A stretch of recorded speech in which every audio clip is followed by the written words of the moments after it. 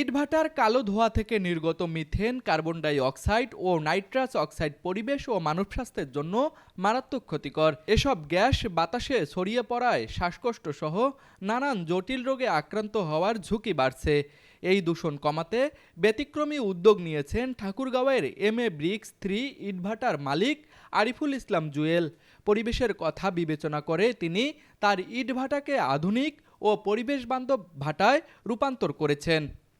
ঠাকুরগাঁও সদর উপজেলার আকচা ইউনিয়নের বকেশেরহাট এলাকায় অবস্থিত MA-BRICS-3 ভাটাটি দূষণ কমাতে প্রথমবারের মতো এই ভাটায় কার্বন পিউরিফিকেশন প্লান্ট স্থাপন করা হয়েছে।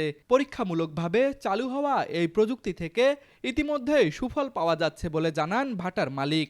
যদি এই প্রযুক্তিটি সরকার অ্যাডপ্ট করে এবং পরিবেশ অধিদপ্তরকে নির্দেশনা প্রদান করা হয়, তাহলে ওনারা এই প্রযুক্তিটার কারণে পরিবেশ বান্ধব হবে ইটভাটা, ওনারা এই মতামত দিয়ে গেছেন। এবং এই ভাটা যদি পরিবেশ অধিদপ্তরের আন্ডারে চলে আসে, তাহলে আমি শুধু না, আমার মতো আরও যারা ইটভাটার মালিক আছেন তারাও উপকৃত হবেন এবং তারা বৈধভাবে পরিবেশ বান্ধবভাবে তাদের ইটভাটা পরিচালনা করতে পারবেন। কার্বন পিউরিফিকেশন প্লান্টযুক্ত এই ভাটার চিমনি মোট 8টি চেম্বারের মাধ্যমে কাজ করে। আন্ডারগ্রাউন্ড ওয়াটার স্প্রে চ্যানেলের সাহায্যে কার্বনযুক্ত কালো দূষিত ধোঁয়া পরিশোধন করা হয়। ফলে কালো ধোঁয়ার পরিবর্তে সাদা ও শীতল বাষ্প আকারে বাতাসে নিঃসৃত হয়, যা পরিবেশ দূষণ উল্লেখযোগ্যভাবে কমাতে সহযোগিতা করছে।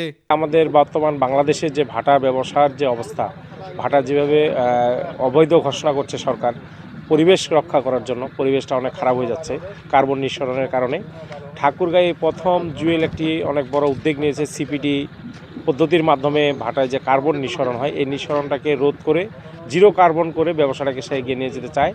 আমরা চাই বাংলাদেশে একটি সুন্দর পরিবেশ তৈরি হোক, এই পরিবেশের মধ্য দিয়ে ভাটা ব্যবসাটি চলুক, আমাদের পরিবেশ, প্রকৃতি, কৃষক সকলেই সুস্থ থাক। এদিকে পরিবেশ বান্ধব এই আধুনিক ভাটা পরিদর্শন করেছেন রংপুর বিভাগীয় পরিবেশ অধিদপ্তর।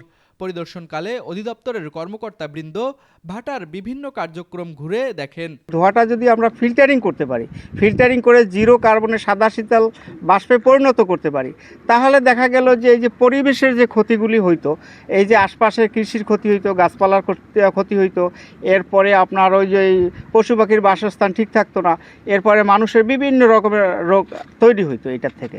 তো এখন আমার মাথায় আসলো যে এইটাকে যদি আমি পরিবেশ বান্ধব করতে পারি, দেখা গেল যে কোটি কোটি টাকায় এই ইটভাটার মালিকরা ইনভেস্ট করছে। এখানে যদি 40-50 লাখ টাকা ইনভেস্ট করে পরিবেশ বান্ধব হয়ে যায়, তাহলে দেখা গেল যে প্রতিষ্ঠানগুলোও তো বেঁচে গেল, এখানে তো অনেক কর্মসংস্থান।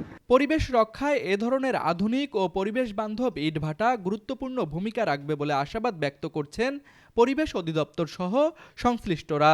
ঠাকুরগাঁও প্রতিনিধি মোহাম্মদ হাবিবের পাঠানো তথ্যচিত্রে তুষার আচার্য, ডেস্ক রিপোর্ট, RCTV।